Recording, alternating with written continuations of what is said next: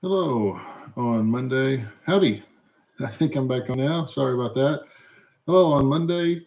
This is April the 4th, I believe, 2022. And missed yesterday as I tried to start a week ago on Sunday with a kind of a commentary dialogue, hopefully with you all going forward. And was going to try to do it at least once every Sunday afternoon. And yesterday afternoon, I wasn't able to do that. So I'm jumping on for a few minutes here on Monday, just before lunch, April 4th, 2022, to raise in general a topic that I hope to get into in much more detail going forward.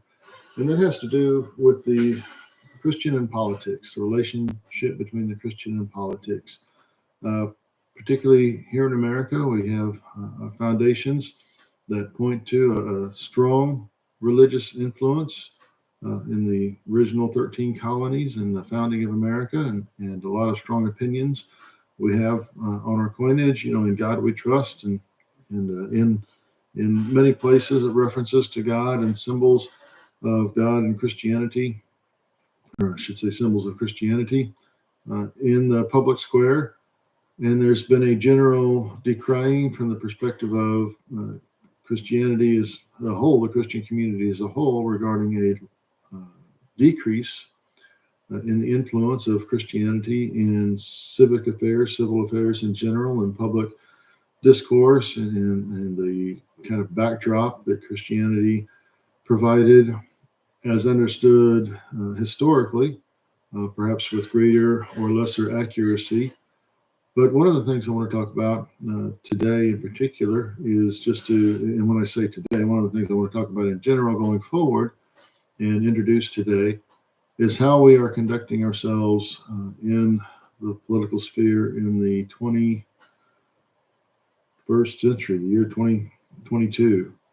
Long and short of it, I guess kind of a summary of where I'm at on this now is the following statement. Namely, if we cannot discuss politics with civility and understanding, then our religious proclamations will be meaningless. And so with that idea in mind, I would just like to suggest that the degree to which particularly evangelical Christianity has become associated with the political right, and mainline traditional Christianity, for lack of a better coinage at this moment, has become associated with the left, and at times the far left.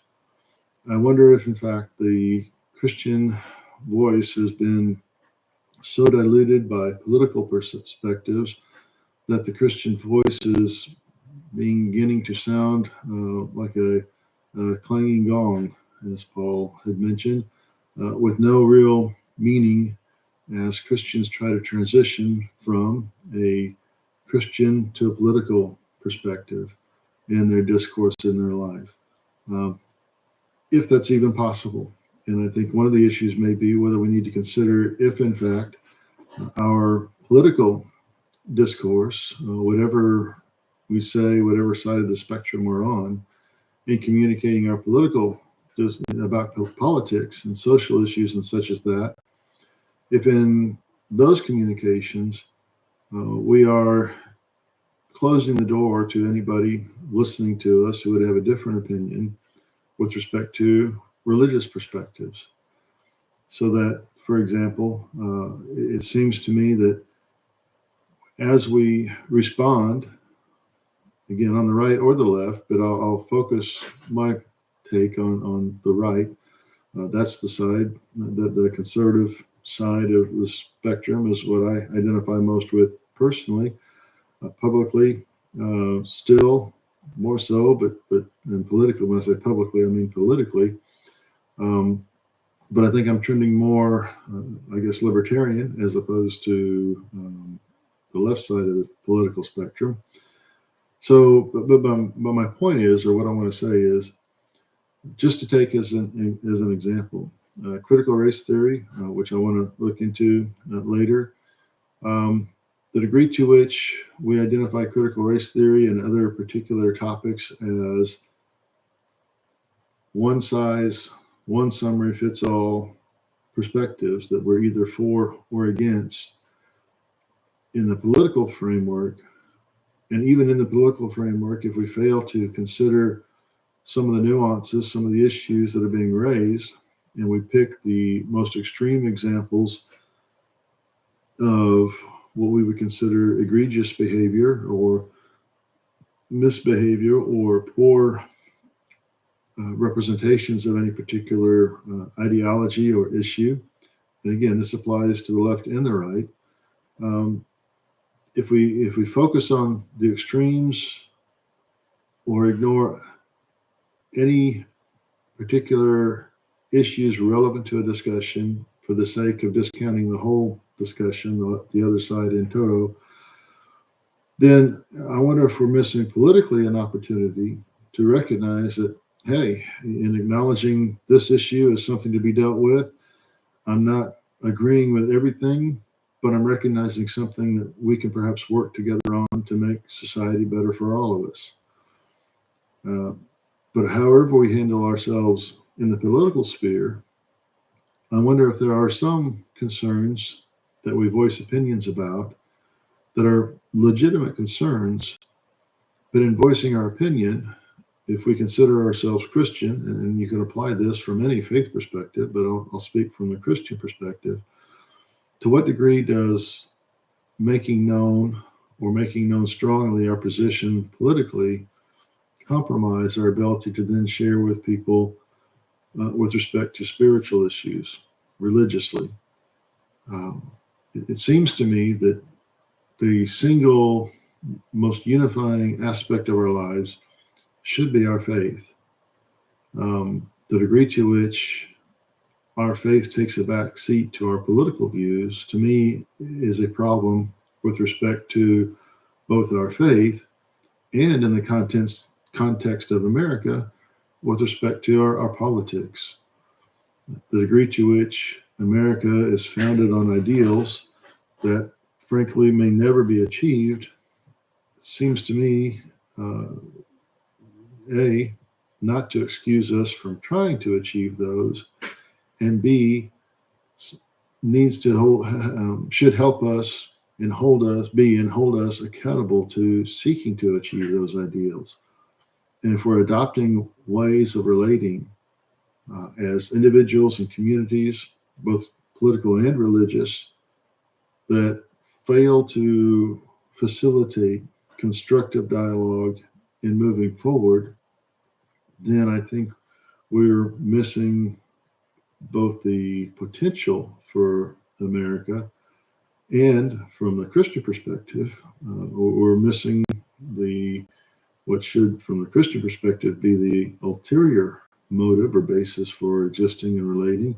We're missing the opportunity to talk about that which is not just temporal but eternal. So I want to get this out there because it's something that's bothered me for quite a long time, actually, and I've not been sure how to address it necessarily. So I just want to kind of launch, I guess, what are more rambling ideas than I intended for them to be today in just this few minutes, so that as you respond, then I can begin to think about more particular issues that we might be able to address. So I think that America represents politically the greatest opportunity in the history of mankind on a national scale to realize individual and even community goals under a national umbrella in the world of nations. But the degree to which any individual or community of goals seeks to dominate that narrative and define for the rest of the community writ large, the nation that is, how in fact they ought to live, what they ought to be doing, then I think we are going against the most liberal, in a positive sense, ideals of America's founding principles and opening the door to tyranny, whether it's a tyranny of ideas we agree with or a tyranny of ideas that we disagree with. The degree to which we insist that everybody else lives like we do, rather than saying, apart from a few virtually universally recognized norms, thou shalt not murder, etc., etc., there's a sense in which we need to regain the ability to live and let live in a way that facilitates a discourse between those who live differently, sometimes recognizing that some will never listen to us, some will listen to us, and we may find that we can be friends as we disagree, and some may listen to us and agree that we're right and change, or we might in fact recognize that on certain points we in fact are wrong and need to change and do something different. Um, I don't think that you have to agree that all sides are right and true in order to have a healthy discussion. I don't think that you have to sacrifice your beliefs to talk to somebody with different beliefs. But I do think that if you want to ask somebody else to seriously entertain the ideas you have that would result in a fundamental change in how they understand life and live their life, then we need to engage in a discussion where we are seriously seeking to understand and entertain the ideas they hold to try to determine which idea, which belief system is in fact the best by which we ought to live.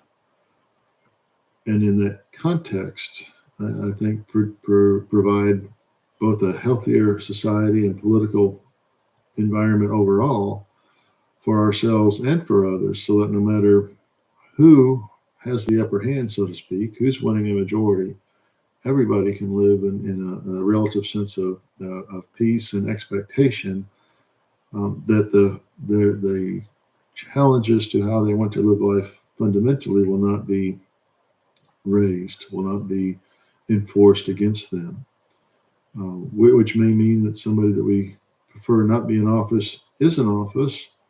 But if we've got a context in which we can discuss what those differences are and why we would prefer something else, we perhaps would be less inclined to go to extremes. As today, it seems to me that within both of the major political parties, Democrats and Republicans, it's the extremes that are driving the discussion and the action to the detriment of everybody. So anyway, again, just to raise, I guess, the point of this video, the primary question concerns the Christian's self-reflection on how involved he or she should be in politics, with the general premise that if we cannot discuss politics with civility and understanding, then our religious proclamations will be meaningless.